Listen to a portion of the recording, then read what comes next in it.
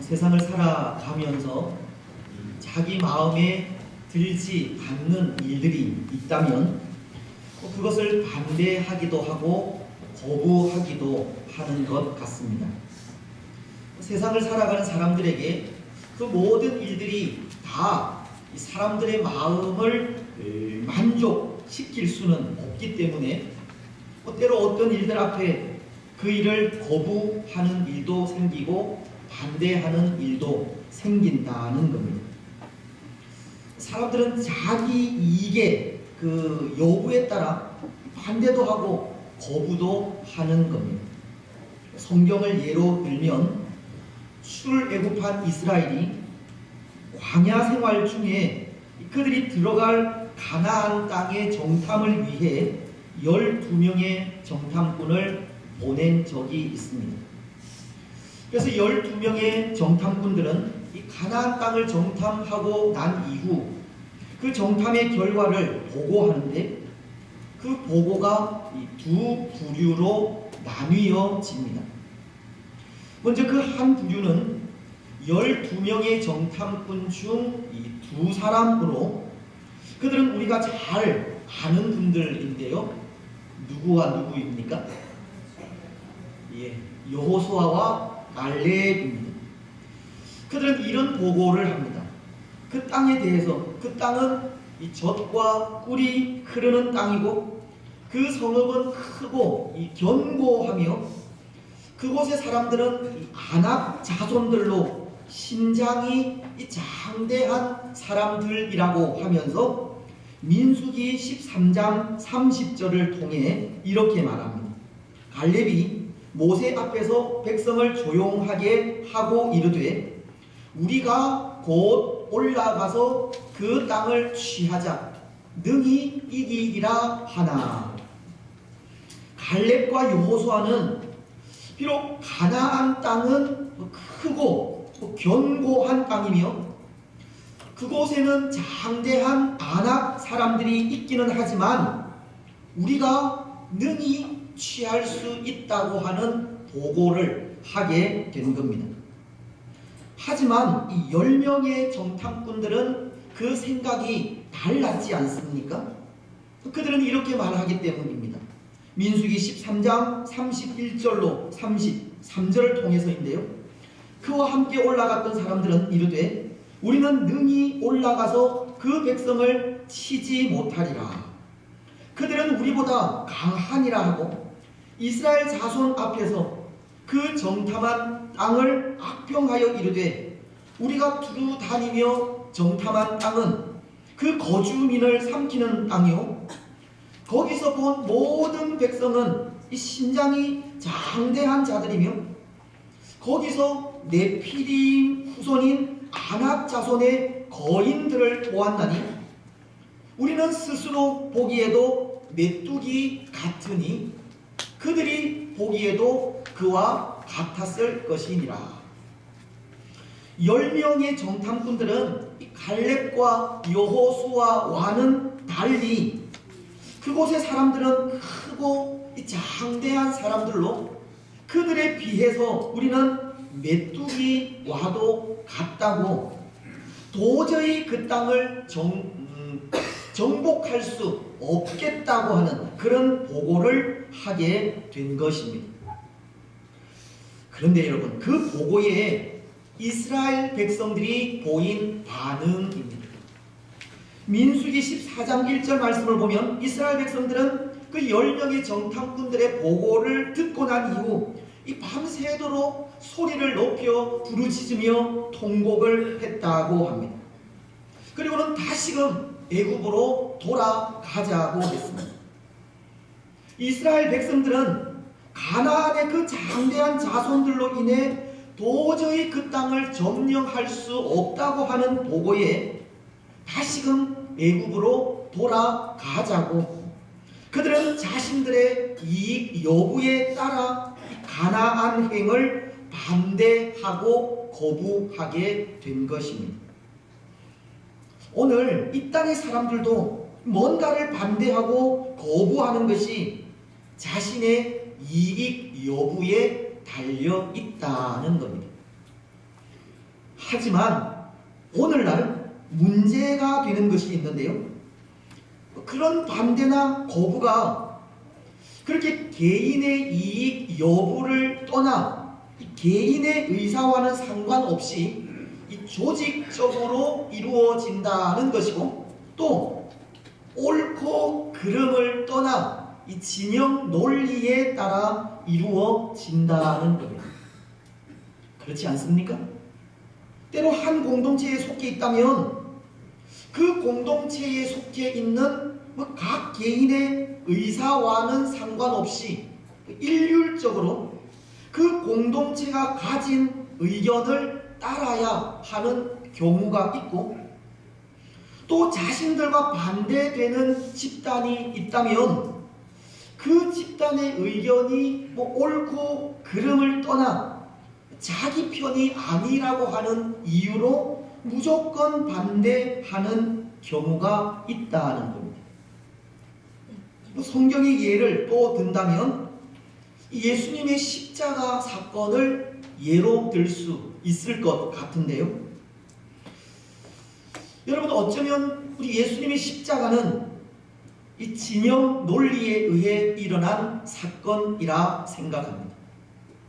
물론 예수님의 십자가는 인류의 구원을 위해서 오래전에 이 작정된 일이기는 하지만, 당시 상황만을 놓고 본다면 예수님은 바리새인들이나 대제사장 등 이 종교 지도자들의 모함에 의해 희생된 경우라 해도 과언은 아니라는 겁니다. 왜냐하면 예수님의 죄목은 신성모독죄였기 때문입니다.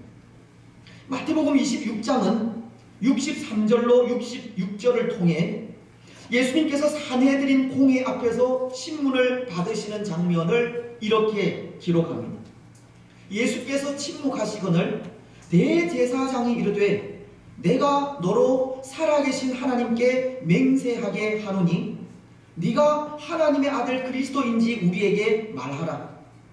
예수께서 이르시되 네가 말하였느니라. 그러나 내가 너희에게 이르노니 이후에 인자가 권능의 우편에 앉아 있는 것과 하늘 구름을 타고 오는 것을 너희가 보리라 하시니, 이에 대제사장이 자기 옷을 찢으며 이르되 그가 신성모독하는 말을 하였으니 어찌 더 증인을 요구하리요. 보라, 너희가 지금 이 신성모독하는 말을 들었도다. 너희 생각은 어떠하냐? 대답하여 이르되 그는 사형에 해당하니라 하고, 대제사장을 비롯한 종교 지도자들은 예수님이 자신에 대해서 하나님의 아들이라고 하자 그것을 신성모독죄로 판결하여 사형 언도를 내리게 되었다는 말입니다. 하지만 실질적으로는 그것이 자신들의 생각에 반한다고 하는 이유 때문에서라는 겁니다. 당시 유대인들은 그들이 기다리던 메시아는 오지 않았고, 예수님은 자신들이 기다리는 메시아가 아니며 또 하나님의 아들로도 인정할 수 없었기에 그 다름이 예수님에 대해 신성모독죄를 씌워 사형을 언도하게 했다는 겁니다. 그런데 여러분, 이 일에 이스라엘 백성들도 동참합니다.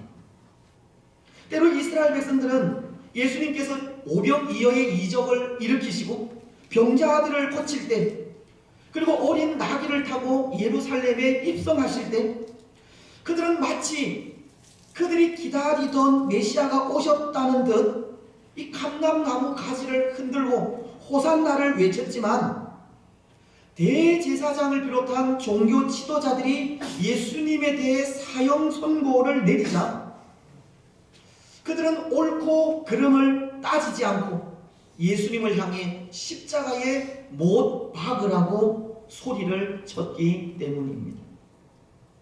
마태복음은 27장 22절로 23절을 통해 이렇게 말씀합니다.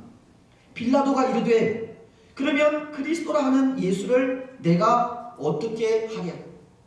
그들이 다 이르되 십자가에 못 박혀야 하겠나이다. 빌라도가 이르되 어찌미냐? 무슨 악한 일을 하였느냐? 그들이 더욱 소리 질러 이르되 십자가에 못 박혀야 하겠나이다 하는지.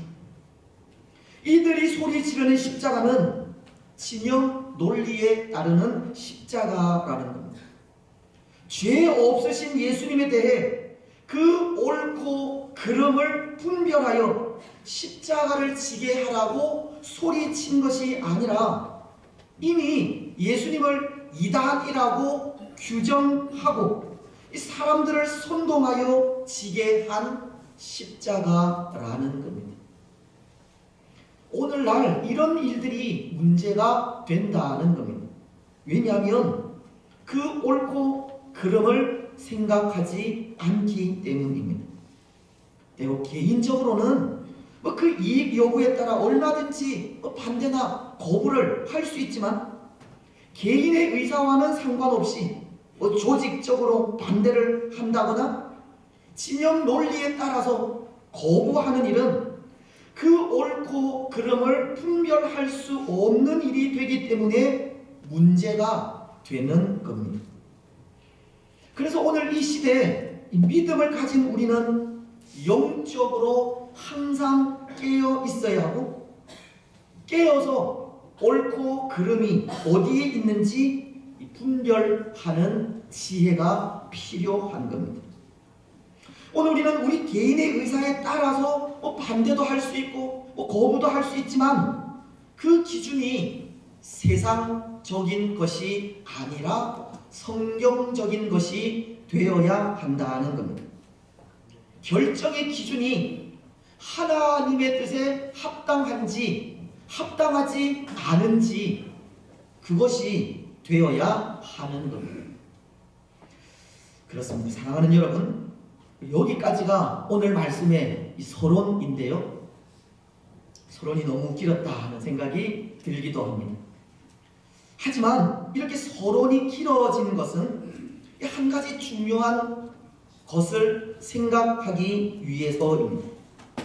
그것은 마음에 들지 않는다고 마음대로 거부할 수 없는 일도 있다는 것을 생각하기 위해서입니다.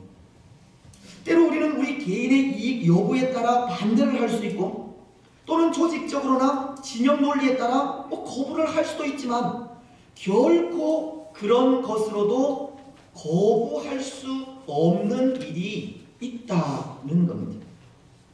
우리 마음에 들지 않는다고 우리 마음이 원하는 대로 결정할 수 없는 일이 있는 겁니다. 여러분, 어떤 일이겠습니까? 또 그때는 어느 때이겠습니까?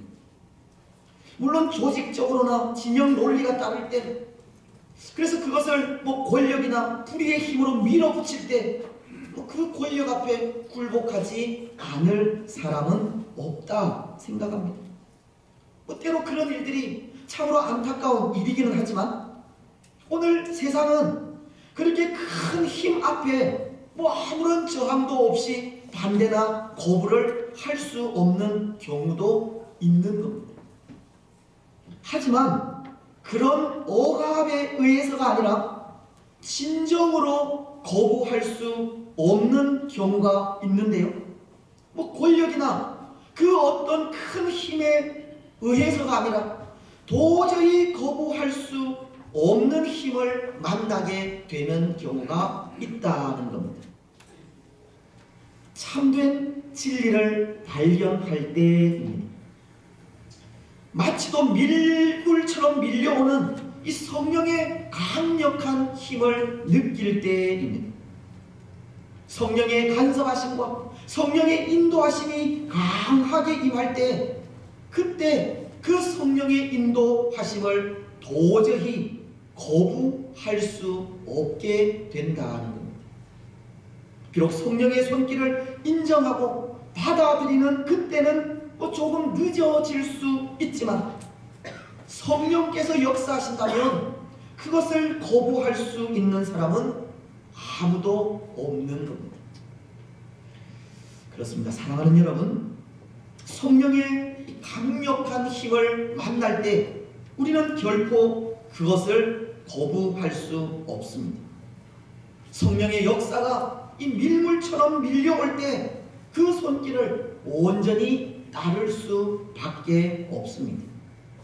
오늘날 성령께서 십자가의 사랑으로 우리 가운데 임하셨을 때 우리는 예수님을 나의 구주로 고백하지 않을 수 없었듯이 성령의 그 강한 힘 앞에 그것을 거부하고 반대할 사람은 아무도 없는 겁니다. 오늘 말씀도 그렇습니다. 베드로를 비롯한 사도들도 지금 거부할 수 없는 이 성령의 강한 힘에 사로잡혀 있음을 보게 됩니다. 여러분, 지금 사도들은 이 공회 앞에 붙들려 있는 상황인데요. 27절은 이렇게 말하고 있기 때문입니다. 그들을 끌어다가 공회 앞에 세우니 대제사장이 물어. 근데 지금 사도들이 이렇게 공회 앞에 붙들려 있는 것은 예수님을 전한다는 것이 그 이유입니다. 28절 상반절은 이렇게 말씀하지 않습니까? 이르되 우리가 이 이름으로 사람을 가르치지 말라고 언금하였으되. 지금 사도들은 공회원들 앞에서 신문을 당하고 있고, 그렇게 신문을 당하는 이유가 예수님을 전한다는 이유 때문이라는 겁니다. 그런데 지금 이것은 사도들이 당한 상황이 결코 좋은 상황이 아니라는 것을 가르치는 겁니다. 그들은 예수님을 전하다 붙들려 옥에 갇히는 이런 상황을 지금 반복하고 있기 때문입니다. 그들에게는 복음을 전하지 말라고 한 이 한 번의 경고가 있었음에도 지금 또다시 복음을 전하다 붙잡힌 상황이라는 겁니다. 그래서 사도들에게는 이 복음을 전하지 말라고 한 그 경고를 어긴 죄로 가중 처벌의 위험이 있었고, 더군다나 지금 사도들을 신문하는 이 산헤드린 공의회는 당시 모든 사람들의 죄의 유무를 결정하고 이 판결하는 이 막강한 힘을 가진 곳으로 사도들의 생사를 좌지우지할 수 있는 곳이었습니다. 이것은 다시 말씀을 드리면 지금 사도들은 당시 가장 큰 권력에 대항한 죄로 사형을 언도받을 수 있는 상황이라는 겁니다. 그들은 세상에서 가장 강력한 힘 앞에 마주 서게 된 것입니다. 여러분, 참 어려운 상황이지 않습니까? 예수님도 산헤드린 공의회에서 신문을 받으시고 죄도 없이 십자가를 지셨는데요, 오늘 베드로를 비롯한 사도들도 복음 때문에 사형을 언도받을 수 있는 위험에 빠져 있는 겁니다. 때로 하나님의 이름으로, 때로 진리라고 하는 이름으로 진리이신 예수님을 전하는 사도들을 위협하는 참으로 아이러니한 일이 벌어지게 된 겁니다. 그런데 여러분, 오늘 사도들은 보십시오. 그들은 거부할 수 없는 성령의 인도를 받고 있습니다. 강력하게 역사하시는 성령의 인도하심을 받고 있다는 겁니다. 29절로 31절은 이렇게 말씀하시기 때문입니다. 베드로와 사도들이 대답하여 이르되 사람보다 하나님께 순종하는 것이 마땅하니라. 너희가 나무에 달아 죽인 예수를 우리 조상의 하나님이 살리시고 이스라엘에게 회개함과 죄사함을 주시려고 그를 오른손으로 높이사 임금과 구주를 삼으셨느니라. 공회원들은 예수님을 전하다 붙들린 사도들에게 그 이름을 전하지 말라고 한 경고를 왜 어겼느냐고 이 서슬퍼런 신문을 하고 있지만, 사도들은 너무나도 담담하게 말하고 있습니다. 사람보다 하나님께 순종하는 것이 마땅하도다. 그리고는 공회원들이 전하지 말라고 한 예수님을 그들 앞에서도 담대히 전하고 있습니다. 너희가 십자가에 달아 죽인 예수를 우리 조상의 하나님이 살리셨다. 그런데 그것만이 아닙니다. 그들은 32절을 통해 이렇게 말합니다.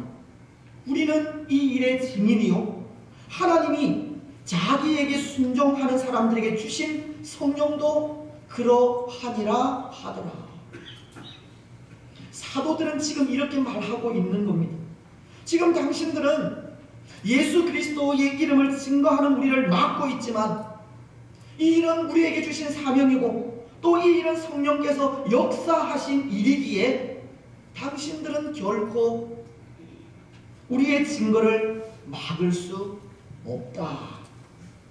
사도들은 지금 자신의 목숨이 경각에 달려있는 위험한 상황이었지만 그래도 목숨을 내어놓기까지 담대하게 예수 그리스도를 증거하고 있었던 겁니다. 사랑하는 여러분, 오늘 누가 이들에게 이렇게 큰 힘을 주었겠습니까? 때로 한 여종 앞에서 예수님을 모른다고 부인하던 베드로가, 때로 예수님 승천 이후에 두려워서 감히 밖으로 나아가는 것조차 힘들어하던 사도들이 어떤 힘으로 이렇게 담대히 외치게 되었겠습니까? 그들에게는 도저히 거부할 수 없는 성령의 힘이 주어졌기 때문입니다. 성령께서 그 손으로 그들을 붙들고 계셨기 때문입니다. 사도들은 거부할 수 없는 성령의 힘으로 그렇게 담대해질 수 있었던 겁니다. 특히 오늘 사도들은 29절을 통해 사람보다 하나님께 순종하는 것이 마땅하다라고 말하고 있는데요. 여기 순종이라고 하는 말은 헬라어로 페이다르케인이라는 단어로, 그 뜻은 순종하지 않을 수 없다라고 하는 뜻을 가지고 있습니다. 이 반드시 순종해야 한다고 하는 뜻의 단어라는 겁니다. 그런데 반드시 순종해야 한다는 것은 자신들의 의지로서가 아니라 누군가로부터 주어지는 힘을 통해서 순종해야 한다는 것을 의미합니다. 지금 사도들은 거부할 수 없는 그 성령의 힘을 힘입고 있는 겁니다. 오늘 사도들의 담대함은 성령으로부터 나온 힘이라는 겁니다.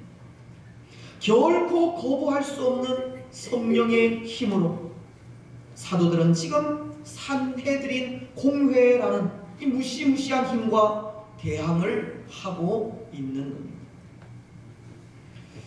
사랑하는 여러분, 오늘 우리도 마찬가지입니다. 성령께서 우리를 붙드시고 성령께서 우리를 인도하신다면 우리 역시도 두려울 것이 없습니다. 성령께서 그의 사람들을 주장하시고 다스리신다면 그 어떤 것도 무섭지 않다는 겁니다. 오늘 우리가 성령의 인도하심을 믿고 전적으로 이 성령님을 의지한다면 우리가 이루지 못할 일은 없는 겁니다. 예수님은 마태복음 28장 20절 하반절을 통해 이렇게 말씀하시는데요. 볼지어다 내가 세상 끝날까지 너희와 항상 함께 있으리라. 예수님은 영으로 세상 끝날까지 우리와 항상 함께 하시겠다는 약속을 분명히 하셨고, 오늘 우리는 그 약속을 믿고 변함없이 성령님을 의지한다면 오늘 우리에게는 그 어떤 일도 그 무엇도 두렵지 않다는 겁니다. 그 어떤 세상의 힘 앞에서도 굴복하지 않을 수 있습니다.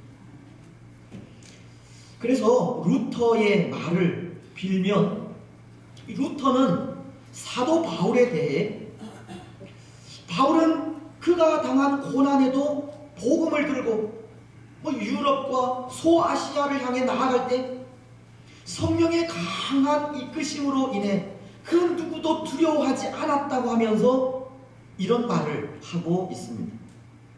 성령이 바울을 미친 개처럼 뛰어다니게 했다. 표현이 좀 뭐하지만 바울은 성령에 거부할 수 없는 그 강한 이끄심에 미친 개가 되기까지 담대하게 복음을 전하게 된 것입니다.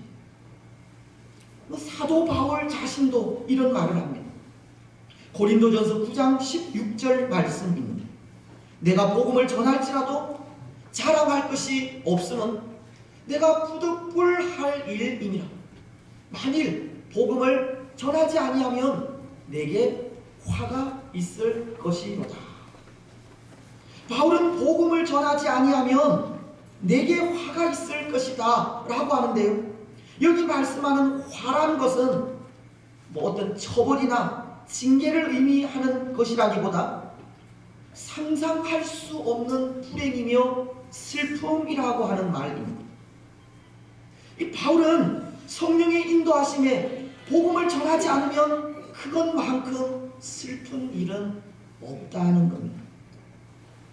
바울은 성령의 이끄심으로 복음 전하는 일을 그 생에 가장 복되고 기쁜 일로 여기는 겁니다. 여러분, 오늘 사도들도 그런 것 같습니다. 41절은 이렇게 말씀하시기 때문인데요, 사도들은 그 이름을 위하여 능욕받는 일에 합당한 자로 여기심을 기뻐하면서 공회 앞을 떠나니라. 사도들 역시도 예수님의 이름을 위해 사는 것을 기뻐하는 겁니다. 성령의 인도하심에 고난까지도 두려워하지 않고 기뻐하게 되었다는 겁니다. 그렇습니다. 사랑하는 여러분, 성령의 인도하심은 우리를 대적하는 이 강력한 세상 앞에 그것을 두려워하지 않는 담대한 삶을 살게 하는 것만이 아니라 예수님 때문에 당하는 고난까지도 기뻐하게 합니다. 성령께서 우리를 주장하실 때 우리는 복음 전하는 일을 우리 생에 가장 복되고 귀한 일로 여기게 됩니다. 성령의 이끄심은 오늘 우리를 날마다 담대하게 복음 전하는 자로 만든다는 겁니다. 42절은 이렇게 말씀하시지 않습니까? 그들이 날마다 성전에 있든지 집에 있든지 예수는 그리스도라고 가르치기와 전도하기를 그치지 아니하니라. 이 말씀은 올 한 해 우리 교회가 표로 삼은 성경 구절인데요, 사도들은 거부할 수 없는 성령의 그 강한 힘을 통해 기쁨으로 복음 전하는 일을 감당하게 되었다는 겁니다. 결코 거부할 수 없는 성령의 역사가 사도들로 하여금 사내들인 공회원들 앞에서도 담대히 복음을 전하게 했을 뿐만이 아니라 그들이 성전에 있든지 집에 있든지 날마다 담대하게 예수님을 전하는 자로 만든 겁니다. 사랑하는 여러분, 이제 말씀을 맺겠습니다. 오늘 도저히 거부할 수 없는 성령의 힘이 우리 가운데에도 역사하시길 바랍니다. 도저히 거부할 수 없는 성령의 은혜가 우리 가운데 충만히 임하시기를 바랍니다. 그래서 성령의 그 강한 힘이 세상의 그 어떤 큰 힘 앞에서도 그것을 두려워하지 않는 담대한 사람이 되게 하고, 성령의 그 강한 역사가 우리로 하여금 예수님 때문에 당하는 고난도 기뻐하게 하며, 성령이 이끄시는 그 힘을 통해서 우리가 어디에 있든지 담대하게 예수가 그리스도이심을 전하게 하시기 바랍니다. 여러분, 오늘 우리는 도저히 거부할 수 없는 성령의 능력으로 세상이 감당하지 못하는 복된 주의 성도들이 되시기를 주님의 이름으로 축복합니다. 191장 찬송입니다.